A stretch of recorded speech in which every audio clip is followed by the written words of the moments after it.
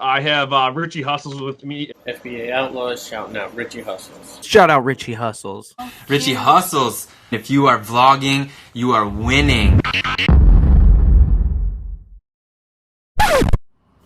What's happening, guys? Welcome back to another Daily Hustle video where I share my thoughts and answer your questions. Episode number 3. I wanted to touch base on a couple of things. I see a lot of people talking about price tanking.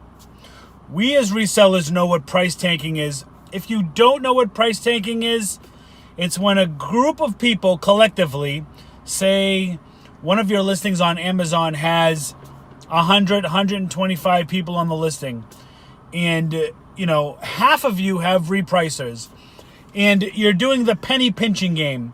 An item sells for $30, you list yours for $29.99, which triggers the other person to sell theirs $29.98, $29.97, $29.95, $28.95, $26.50, and eventually it's called the race to the bottom, right? Here's my take on it, because I've been asked a lot about this actually through DMs. I've actually talked to a couple of resellers, and my thought is this. I use a repricer.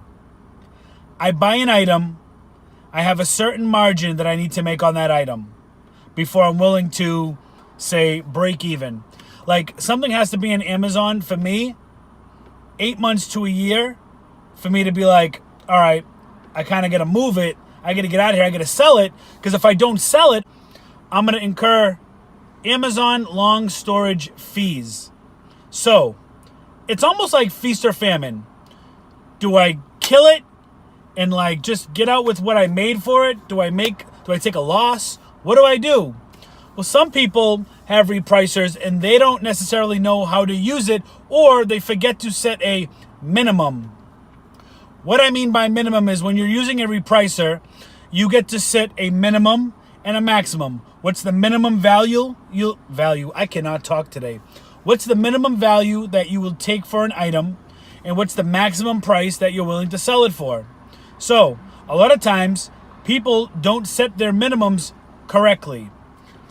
For example, if I have an item that I'm buying for $10, I want to sell it on Amazon for $30, okay? There's $5 worth of fees. Say Amazon, right? Just say.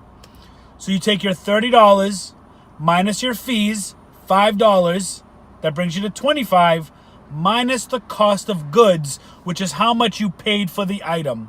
So in this case, we paid $10. So you take that $25 minus 10, you're making $15 profit. But here's the deal. Now they price tanked it down to $21, your item. So $21 minus your 5, that leaves us 16, minus your 10, that leaves you with $6 profit. Okay, but now they take the price down to 18. Say they take the price to 16. Minus $5, it is 11. Minus 10, you're making $1. You see what I'm saying? If you set your minimums correctly, you should never take a loss unless you intend to take a loss, i.e. you're trying to sweep out of inventory because you do not want to incur Amazon long-term storage fees. If you're making $4, $5, $6 on an item, and you're already going to get hit with Amazon fees, but now you're going to get hit with $6 long-term storage fee because you kept it there for a year. I mean, you got to think of these things. But what a lot of people are doing is they're just tanking the price from the jump. Meaning they get the item, yes, I want to get it in. Great, I sold it. I made a nice, shiny wooden nickel. Woohoo! A wooden nickel isn't shiny. It's shit. So, guys, if you're out there repricing, please do us a favor. Set your minimums correctly. Make somewhat of a profit.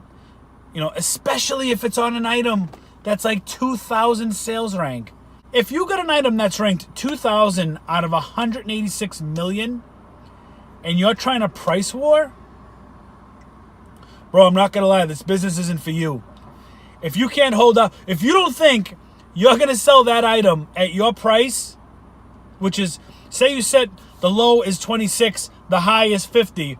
If you set your minimums for 28 minimum, $30, $35, you don't think you're going to sell that? Especially with Q4 coming up? This isn't the business for you.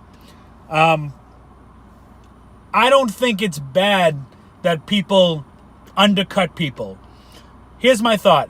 I almost look at sharing the buy box as almost like socialism. Meaning, people say, oh, share the buy box, share the buy box. But who are you to tell me what to sell my item at? You know what I mean? Like, I don't want to undercut people where I'm taking a loss or it's not going to be worth my time. But sometimes I don't want to share the buy box. I want to win the buy box. Just because you want to sell your item at $30 doesn't mean that I have to sell my item for $30. Okay? It's like telling me, hey, we all need to get together. All 5 of us, we need to just share the buy box so everybody gets a fair share. Bro, this is a business, bro. This is a business. We're here to make money. I'm all about spreading the love, spreading the knowledge. But when it comes down to it, sometimes, not every instance, sometimes it's about me and my business. If I can afford to sell my item for $1 less than you and still make a healthy profit, I'm going to do it. Because guess what? I probably bought it for cheaper money than you did. We don't source the same places. So, what am I trying to say, basically? I think it's okay to undercut. I think it creates healthy competition. I think it allows consumers to get the lowest price while letting sellers compete for that sale, as long as you're using your repricer, setting your minimums correctly, and not taking a loss for no reason. There's no need to.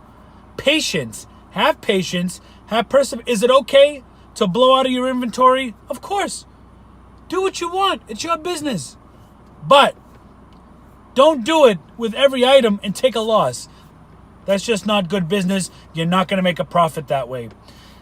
If you have any questions about what I talked about, feel free to shoot me a DM on IG. I'm at Richie Hustles. Twitter, at Richie Hustles. You're already at my YouTube channel. Like and subscribe to this video because you love the hustle. Guys, thanks for tuning in. Listen, I'm a hustleaholic, man. You know what I mean? I hustle. That's what I do. I hustle. So, it's just my take on it. It's a little different than what everybody else has been saying. But if you need me to make more sense of it, hit me up. I'll try to talk you through what I mean. And be nice to everybody. Don't be mean. But just understand, business is business. And we're here to make money. We are a for-profit business. We're not a non-profit. We're here to make money. But we're here to make healthy money.